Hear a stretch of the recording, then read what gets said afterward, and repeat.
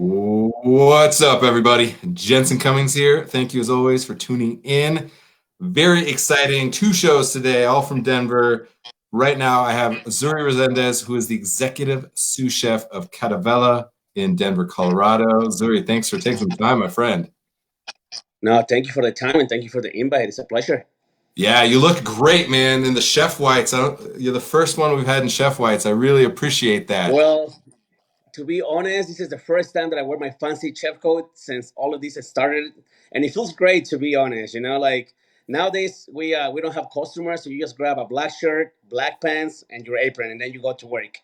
And to be honest, I miss that. I miss to get ready. It's like going to the battle. Like you put your chef coat on, you get your knives ready, and then you go to work. So this is the first time I get to wear it. Thank you. I'm I am so grateful for the fact that you get to wear that. Like the second I saw you, I was just fired up because I know what that means. It seems like a little thing, but sharpening your knives, putting on your whites, and putting on an apron, like it means something. I think so. So I appreciate that. Yes. All right, it's been a while now, 6 weeks since we've been in this, and I wanted you on because when we talked for Elise's episode, and just for everyone watching, go to bestservepodcast.com, Elise Wiggins episode. You get a little glimpse of Zuri, and it's amazing how inspiring it is to hear you talk about your people. And so now, 6 weeks into this, I've been noticing you posting pictures of you cooking in the kitchen, posting pictures of you working out. You just are staying very positive, and I was not surprised. But take us back 6 weeks ago, before you kind of hit this new normal of being able to kind of put positivity out there. And I mean, shit was hitting the fan, and you guys had to figure things out. So take us back. What were those first conversations with Elise and the team like? So to be honest, nobody was ready for this, right? When everything started, it's like everything. Oh, it's gonna end soon. I don't think it's gonna be that bad. I don't think nothing's gonna happen. And then it was like one a day to another. They like, okay, everybody closed down. Yeah. And I'm really glad and thankful. I don't want to sound like I'm saying this, but I'm glad and thankful that Chef Elise is a visionary. She's a true leader, and that keeps me inspired. She's just like, I can say my hero, like you say, heroes of the industry. She's Yep. one of them, and there's many out there too. But she didn't. She started thinking about it right away. Like, what are we gonna do? Let's let's plan B, let's plan Z, plan D, E, F, Yep. and then we'll make it work. And she always was positive. Of course, we all go to our houses and we think differently, right? Like, oh my God, what's gonna happen? Oh my God, I'm gonna lose my job, right? But every day that she come back, she'll bring different ideas to the table. All right, this is what we want to do. Let's change the menu. Let's adapt. Let's use everything that we have. Let's control our food cost. So she kept us motivated. And even if we lose all our people, we plan to keep the most important ones, like the ones with babies, the ones with families. So we start to let go the teenagers, the ones that live with their parents. We let them go. Then people that we know they're gonna make a good unemployment because they're servers. So we let them go too. We let them go too, and then we focus on keep the team as much as we can to help them out. And that's what we do. What we've been doing. We do curbside, we do delivery, and picked up. Yeah, I really love just again how thoughtful it is. This is such a hard time. There are no right ways to do things. There's no plan for this. To your point, you have plan A through Z, and you're probably on plan L and M right now because it keeps shifting and changing every single hour, every single day. So that's really important for you in this moment as having the leadership from Elise, but then you as well, definitely having that leadership inside of you. What's it like on the day to day, staying motivated yourself, doing the live videos that you've done, that Elise has done as well, to kind of keep yourself, your team, your community like inspired in this time when it's really easy to be cynical or to be depressed? Exactly. So to be honest, I was getting kind of depressed the first 2 days and stuff because you miss the crowd, especially Catibella is an open concept.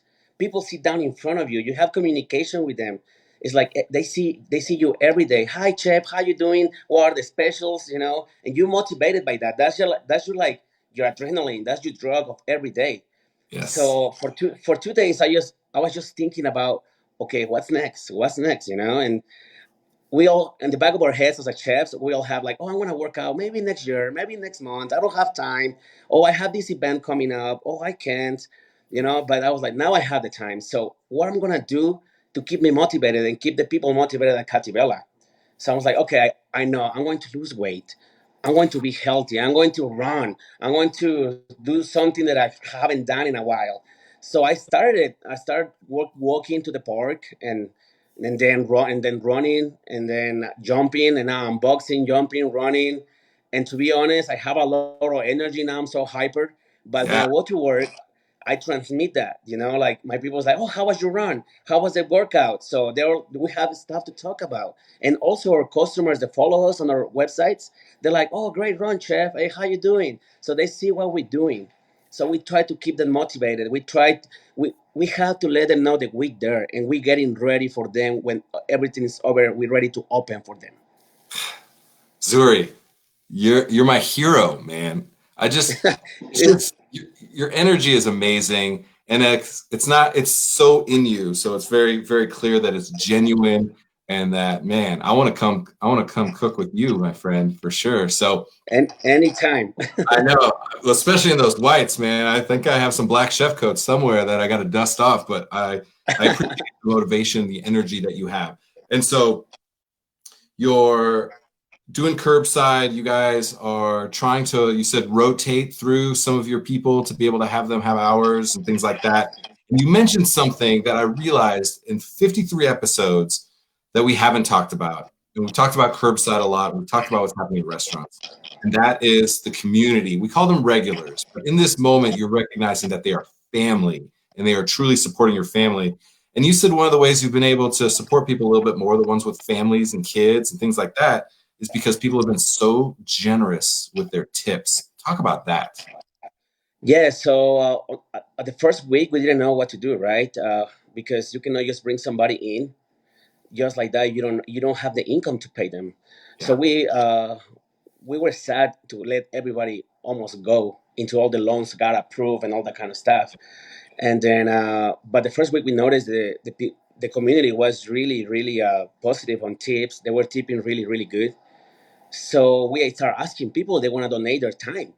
Like, would you like to donate your time? We don't know how much money you're going to get because we bring in one server, one cook, and then you guys can split the tips. That's you guys. And then thank God it's been great. It's been working great, and they've been receiving help as that. I mean, some days it's good, some days are bad, but I think something is better than nothing. And that's why. And also, we want to show them that we care, that we want them there. We don't want to let them go because they're family. We spend 9 to 10 hours together. We have family meal together. I know their kids' birthdays. I know their allergies. I know when they're sad. I know when they're hangover. I know when they're sick. It's like, dude, like I miss you guys. Like I cannot just let you go. It's so, so important. And creating that little bit of rapport. So you have an open concept there. So you have a little bit more connection with your guests. A lot of times, cooks, especially in the kitchen, they never see guests. They only hear about complaints from a guest or food got sent back or they have weird requests, right? And so there's a disconnect. In an open concept, you have that connection. And then it feels like even more so, you said you see people ordering 2 and 3 or 4 times a week and you see their name again and again and again. And now you're starting to have a connection with them that probably feels deeper even than just having them come in on a busy Friday and you wave at them real quick and then you run back to what you're doing. So maybe talk about the depth that you feel like is getting formed through the relationships of the support today. It feels great, like we have a special guy talking about that. His name is Gary. I don't know if he's watching this, but he calls every single day at 2:30. We open at 3 to ask for the specials. He always gets the special of the day, and he always picked it up at 3 to 3:15 every single day. And also, like we're doing special events, like we're doing Cinco de Mayo. Yeah. So we're doing Cinco de Mayo, and we're also doing Mother's Day brunch, and he always calls and he's like, oh, get me one package. The funny thing about him is that he doesn't eat pork.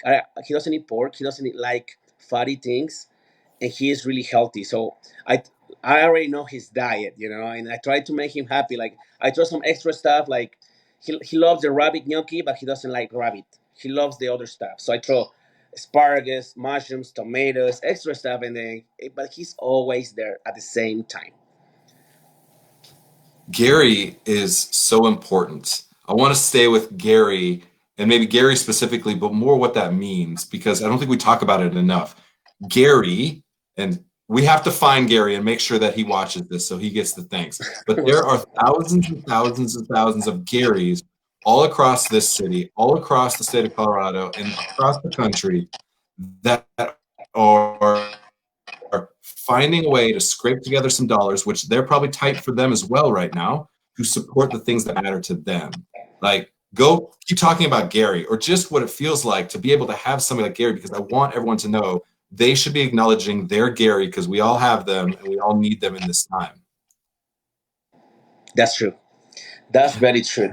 It is, and it's funny because I get to work and I'm like, "Oh, let's make sure we get Gary's order ready, okay? Because he's gonna be here soon." And they're like, "Okay, and it's the one ordered by." You're really trying to make that order happy, because he's gonna come back every single day. And the worst part you want it to happen is like maybe he doesn't like it. No, you want to make sure Work. every day is different and beautiful and perfect and delicious. Yeah. Gary, I will make sure Zuri and I will find a way to get this to you because you matter. So when he calls today at 2:30, make sure and let him know to come check this out because I want him to know and I want to see more of it. Like this is a call to action. Everybody watching this right now who's in a restaurant who has a Gary, and I know that you do. Please tell me that you do.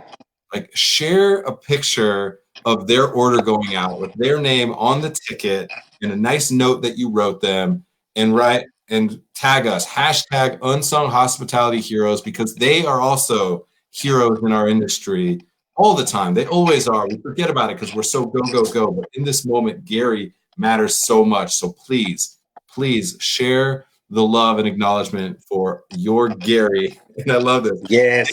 To make you famous, my friend. I appreciate that. I'll do that today. I want to be like, Gary, can I take a picture of you taking your order away?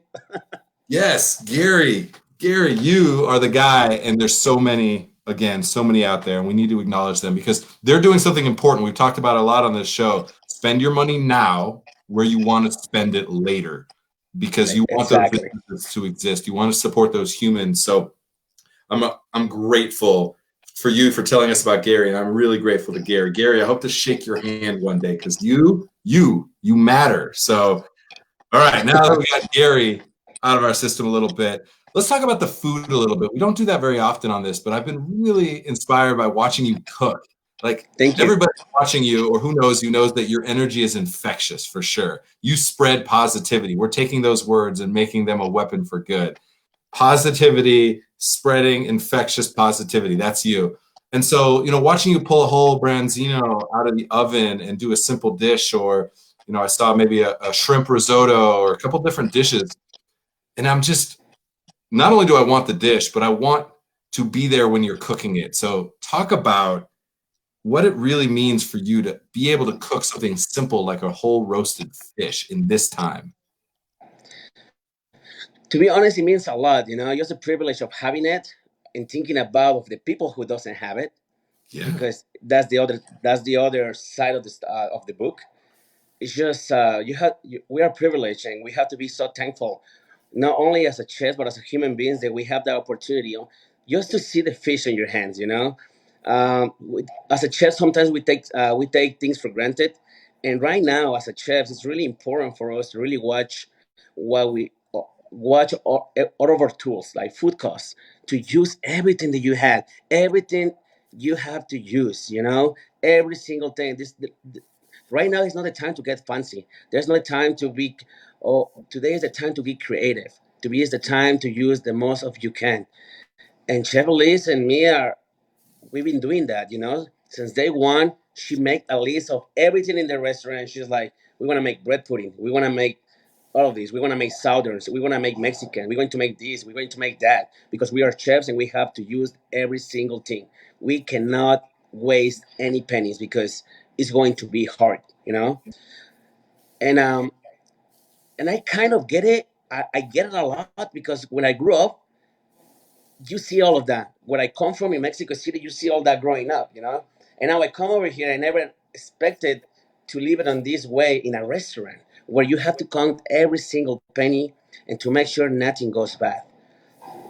And on the other side, I like to cook. I like to cook and make those dishes because it's like I tell my sous chef, "Oh, let's plate it nice. Let's plate it beautiful, even if it's just for the picture, and then we eat it all." Because you want to satisfy yourself. You want to see it on the plate and see how it looks like. You know, as a chef, it's not the same when you put it in a to-go container and if you plate it in a nice white plate with all the colors around it, and you're like, okay, my job is done here. And people Yeah. see it too, and people eat with their eyes, and they want to eat it. You know what I want? Now I'm going to challenge you. I want to see a video from you where you show people how to plate your dish and then have everything separated out in their to-go box. So when they get home, I want Gary to post a video of him plating the dish that you That's showed him pretty how to cool. plate. That kind of creativity and connection to our community is going to be so important. Do you feel like you are going to cook differently once this is all over, whatever that means? Do you feel like you're going to cook differently because of this experience, because of how you've been forced to simplify, but now really focus on what your cooking means to that community, to Gary and everybody like Gary? I think so. I think I've been doing a lot of cooking. I've been experimenting a lot. I've been using stuff that I didn't even know how to use it. You know, and yes, of course, we will be making some different stuff, of course, without losing the Italian side. And we're getting ready for the people, you know, and that's why we're doing these videos. We've been practicing, and that's why on my days off, I also cook at home Yep. because I want them to see that we're ready for them, you know. And it's like I told Chef, any special request that they want, yes, Chef, we'll do it. And hopefully, everything goes back to normality, and we can open a 50% of the restaurant, you know. I completely love it. I think it's an interesting thing when we think about how we're cooking, because sometimes you can get too chefy, right? You can have access to every beautiful ingredient from all over the world. You can show how intricate your techniques are and all these things. What we're realizing now is people just want the food to nourish them, to make them feel good, to feel connected to you in that moment is what's the most important thing. So they don't care about the bronzino. Amazing fish, beautiful, perfect size. It roasts up unbelievably great. The skin is beautiful, not too many bones. All these reasons that we like it as chefs, yet for them, they like it because you cooked it with love. And that is the simplest Exactly. form of hospitality. And that's what I feel like is showing off right now. And so when you reflect on that, you know, when you get to invite people back into your dining room for the first time, I can't wait. And I hope there's a video of that, because the energy you're going to have is going to be through the roof, my friend.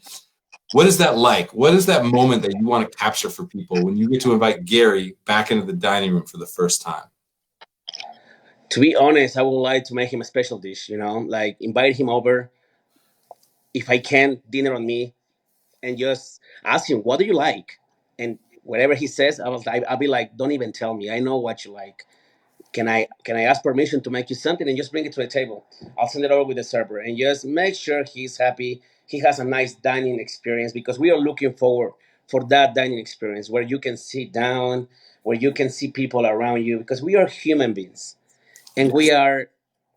we have to be connected, you know. And there's something like we don't get it because we like, oh, social distance. It doesn't matter if you say, oh, I don't like people, I like to be alone. No, we need from each other. We feed from everybody's energy. It doesn't matter if it's bad or it's good. That's how we learn, you know. You get a little bit of bad, a little bit of good, and then you decide what to be. But at the end, we need that energy.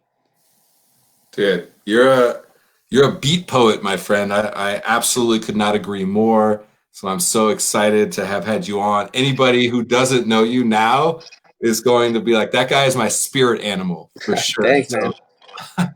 I'm grateful. It's infectious right now. I was in bed till 8:30 this morning, just being lazy, kind of like, like I didn't have the energy. And then the second I started thinking about talking to Zuri today, I was fired up. And now everyone sees why.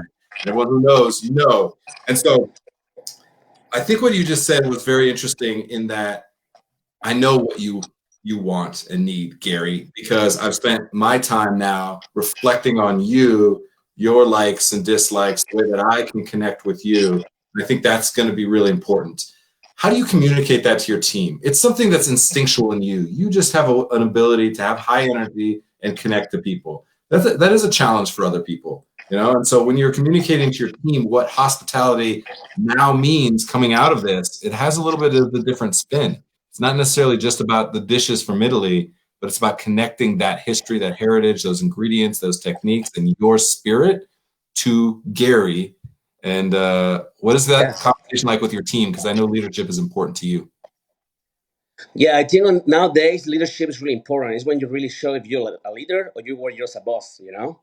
And then, so that's why I try to be positive. That's why I try to make a change in my life because I didn't want to go to work in a bad mood or sad or depressed because I was going to transmit that. And if you transmit that to your team, then we all, like, we all go to hell.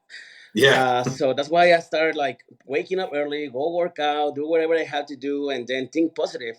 And I had this person back in the day who always told me, if you shine, everybody around you is going to shine because you're shining too much. They want to shine like you. So you got to be positive. Make sure they are positive, and even if they're in a bad mood, find out why and try not to correct them, but try to help them.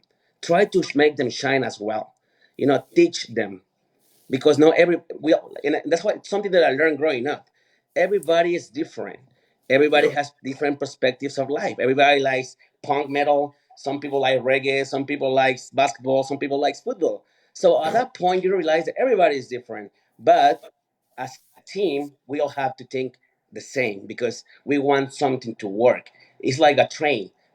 I'm like the engine of that train that's pulling them. And if one of my parts doesn't work, then they stop working. So I transmit that to them, and I let them know stories. Like right now, we're making Mexican food, right? Chef Elise is amazing making Mexican food. I'm Mexican myself, so we get together. So she told me her time in Mexico, and then I tell them how I grew up in Mexico, and then I'm like, okay, we're gonna make this salsa, we're gonna make fajitas, we're gonna make, and then I asked them, how do you make fajitas in your state? How do you make carne asada in your state? I'm like, oh, that's interesting. So we always talking about positive stuff, and instead of like, even on the first week, we were talking about the virus, the virus, the virus, the virus. And one point I was like, guys, just stop it, man. Yeah. Like, really, we need to talk about something different. I know we're in the middle of this hole. Everybody is. But just think about it. We still have work. We get to work every day. Some people can do that. Some people didn't even have a job when this started. Yeah. Or some people was about to start something. I'm thinking about those Johnson and Wall kids. They were about to graduate. Thinking about, oh, is my graduation is coming. I'm going to be a chef. I get to wear them in a real restaurant. So we take things for granted.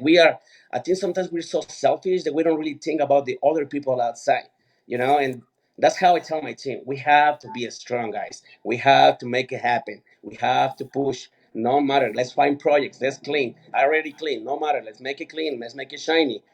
So always find something to do and see the positive way behind everything. Zuri, you need to start doing motivational videos, man.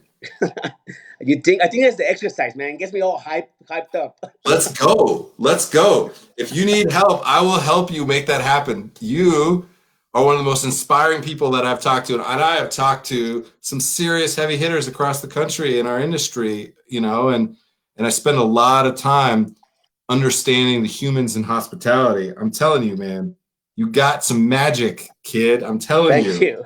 you. We're gonna work on something. Everybody, there are motivational videos. I don't care if you're in the restaurant industry or not. The dude will get you fired up to do something with your day. So I really, really appreciate it. And so I want to know. We always end with some playlist items.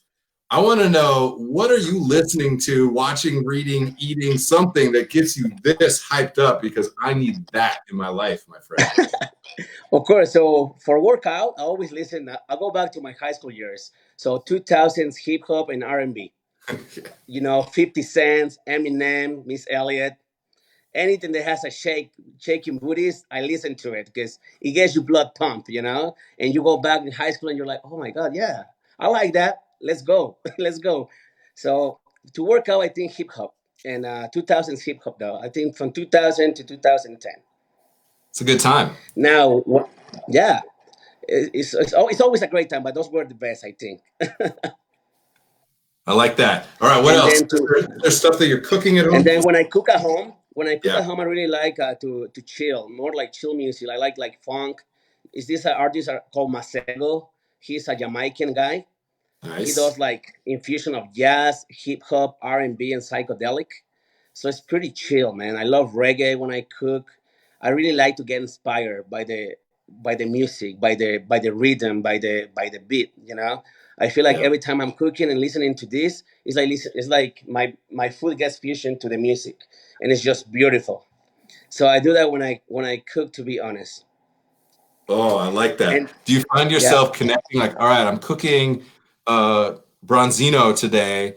I need some reggaeton because that's really going to create a vibe that's going to make that yeah, food taste better. exactly. And then my wife is Latina, so reggaeton is always in my life. Of And then course. even if I don't put it on my list, reggaeton always comes out. But yeah, I think it's like you have to be positive, man, and always listen to positive stuff. And it doesn't matter if you like it or not. Believe me, there's some songs that are gonna make you dance or make you stand up or be like, oh, are you gonna be doing this at least?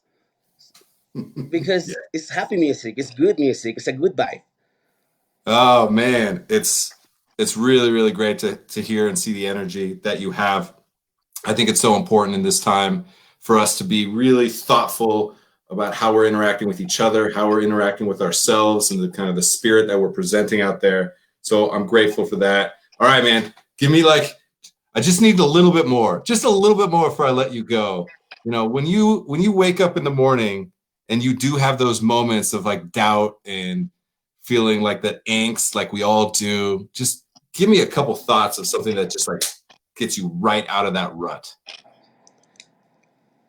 The sky, the sun, my cooks, my plates. Yeah, man. To be honest, the I sky and love the it. sun, especially here in Colorado, man. We have a beautiful, beautiful sky. We have the mountains. We got the Rocky Mountains. Right now, we have everything. We have spring, we have summer, and we have winter. You look to the Rocky Mountains, there's winter, covered of snow. And then you look on top of you, there's spring, beautiful sun. And then once you start running, there you go, summer. So it's so many things to be just thankful, man. And we're gonna beat this thing. And if we don't beat it, we have to adjust. We have to adapt because that's what really heroes does, man. Like we have to adapt. It's not the intelligent of the strongest. It's always who adapts better who survives. And we are chefs, so we always adapting. We always surviving. We live out of adrenaline, man. We fix problems like this. So we have to do this in real life too. We have to apply what we know as a professionals in a real life as well. And think about it, man. That's all I can say, to be honest, man. That's all you can say. That's like some mic drop shit right there, Like, man. That is boom. a way to end. Every one of those hip hop artists you just mentioned, we'd be proud. Even the way you talk is like you're spitting bars, my friend. You're definitely like a hip hop artist stuck in a chef's body, you know? I Thank you. I'm grateful. I'm really grateful. Zuri, I appreciate you. Now everybody appreciates you and Gary. We're gonna follow up. We need to connect with Gary and we need to get you out doing some motivational videos, my friend, because that would get me fired up. Anytime. I appreciate it, man. Have a great day. I know you will. You too, man. Thank you. Bye. Cheers. I don't need to say anything else. That guy says it all. I knew the second I talked to him, and when Elise said, you have to talk to Zuri, I understand why. Unbelievable.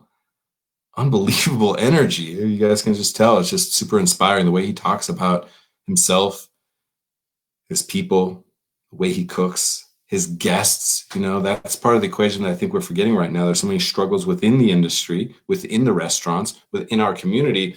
We forget that there are some people out there that are scraping together dollars that they may or may not even have to buy that dish that you're cooking today, to show respect and love for allowing you to do what you're passionate about, and also to try and just put a couple bucks in people's pockets. So really grateful for that. Zuri, unbelievable. Cannot have a bad day after talking to him. And listen to the full episode. Go to bestservedpodcast.com or wherever you get podcasts and find Elise Wiggins' episode somewhere early on, maybe episode 10, something like that. And Zuri is at the tail end of that, which is really great. You get a lot of this type of vibe and energy from him. And that was a function of the show. We haven't gotten to that point, but every second, people shout out and nominate some of their unsung hospitality heroes. We have a second voice on every single episode of the full podcast because I want that acknowledgement going into the ecosystem. And everybody who's the second voice, like Zuri, is going to down the road at some point have their own episode. They get to acknowledge somebody else and pay that hospitality forward. That is the entire reason that the Best Served podcast exists. That's why hashtag unsung hospitality heroes is something we're putting out there and promotes and share every time we see somebody else acknowledging somebody else. So Zuri is a big part of that. Whew. All right.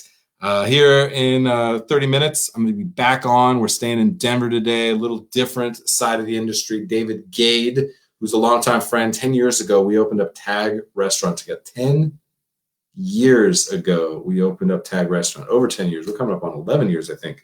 And he is the co-founder, distiller at Deviation Distilling. And not only do I have 6 bottles of spirits that he sent that I'm going to have to taste, just taste.